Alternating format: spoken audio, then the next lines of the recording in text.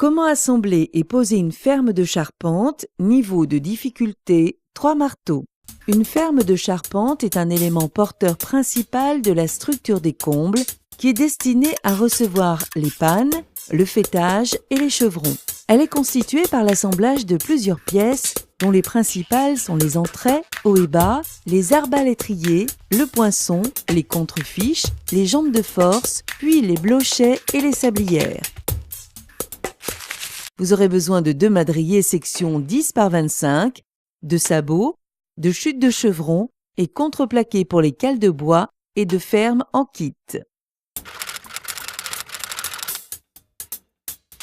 Munissez-vous d'un niveau laser, d'un cordeau à tracer, d'un ciseau à bois, de tréteaux, d'un marteau de charpentier, d'une scie sabre, d'une scie circulaire, d'une scie égoïne, de clés plates ou clés à œil du diamètre des boulons de la ferme, d'une perceuse et de ses forêts. Pour votre sécurité, prévoyez un casque, des gants, des chaussures, un harnais et un filet ou panneau sur solive. Les entrées bas de ferme sont destinées à supporter les fermes de charpente. Ils sont constitués de 2 madriers reliant les murs extérieurs de la maison. Reportez à l'aide d'un niveau laser la hauteur de la base du solivage figurant sur le plan de charpente. Sur le plan de charpente figurent toutes les cotations et l'emplacement de tous les éléments de la charpente. Après avoir fixé les sabots par rapport à votre plan de charpente, élevez les madriers au niveau du bas du solivage avec l'aide de tréteaux. Présentez le madrier sur le sabot, puis maintenez-le à l'aide d'un serre-joint. Percez-le selon les repères du sabot et calez-le avec les tiges du boulon. Faites de même pour la pose du second madrier, puis assemblez les deux à l'aide de boulons traversant les sabots. Renouvelez l'opération à l'autre extrémité de l'entrée. Débourrez les mortaises des différentes pièces de bois afin de faciliter l'assemblage. Pour le boulonnage, disposez les différents éléments sur des cales au sol. Commencez par positionner le bastin de l'entrée haut de ferme. Placez ensuite le poinçon sur ce bastin. Apportez l'arbalétrier et assemblez-le au haut du poinçon, puis faites de même pour le second arbalétrier. Appointez les chevilles à l'aide d'un ciseau à bois et engagez-les dans le trou prévu à cet effet. Clouez doucement en prenant soin de contrôler en dessous que le passage en force des chevilles n'arrache pas le bois. Alignez les trous des arbalétriers avec ceux des entrées hauts à l'aide d'un long foret. Disposez les contrefiches et positionnez le deuxième bastin de l'entrée haut de ferme. Assemblez les arbalétriers avec les entrées hauts à l'aide des boulons. Et si besoin, maintenez les entrées à l'aide d'un serre-joint pour ajuster l'alignement des trous. Chevillez les contrefiches, puis sciez le bois qui dépasse des chevilles pour la mise en place du sabot au sommet du poinçon. Reportez les cotations du plan de charpente pour la pose du sabot destiné à recevoir la panne faîtière. Et clouez le sabot à l'aide de pointes crantées. Repérez l'axe des pannes intermédiaires à partir du sommet de la faîtière, puis tracez l'emplacement du sabot destiné à l'une des pannes intermédiaires en vous référant au plan de charpente. Clouez le sabot sur la ferme. Répétez l'opération pour les autres sabots des autres pannes.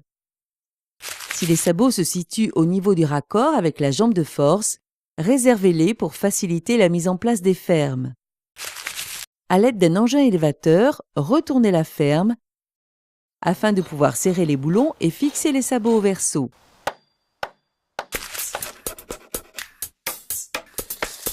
Pour faciliter la pose des jambes de force, préenfoncez les boulons dans le premier madrier de l'entrée bas de ferme. Présentez ensuite la jambe de force à son emplacement et assemblez-la à l'entrée bas. Répétez l'opération sur l'autre jambe de force. À l'aide d'un engin élévateur, présentez la ferme et positionnez-la en appui sur les jambes de force. Une fois la ferme stabilisée, chevillez les arbalétriers aux jambes de force. Afin de sécuriser la ferme, fixez-lui un chevron. Une fois les niveaux de la ferme obtenus à l'aide d'un niveau à bulles, fixez le chevron au solivage. Vous pouvez ensuite boulonner les jambes de force pour consolider l'assemblage. Répétez les opérations pour la pose des fermes suivantes. La panne sablière est une poutre posée horizontalement sur les murs de façade, à la base du versant de toiture et destinée à recevoir les fixations des chevrons. Si la ferme n'était pas prédécoupée, procédez à la découpe de l'encoche pour la sablière à l'aide d'une scie sabre. Disposez un bastin sur le chaînage horizontal en le glissant sous l'arbalétrier et en prenant soin de l'aligner sur l'extérieur du mur. Percez le bastin et le béton tous les mètres environ, puis enfoncez les goujons d'ancrage. Pour fixer la sablière, commencez à chaque extrémité puis au centre afin de redresser éventuellement le cintrage du bois. Les blochers sont composés de 2 pièces de bois qui prennent en étau l'arbalétrier et la jambe de force en effectuant une reprise de charge entre les deux. Présentez une pièce de bois de part et d'autre de l'arbalétrier et de la jambe de force. Et boulonnez l'ensemble. Une fois les fermes assemblées et posées, il ne vous reste plus qu'à mettre en place les pannes et les chevrons pour finaliser votre charpente. Elle sera prête à recevoir la toiture de votre choix. Une question, un doute, un conseil? Contactez le 0810 634 634.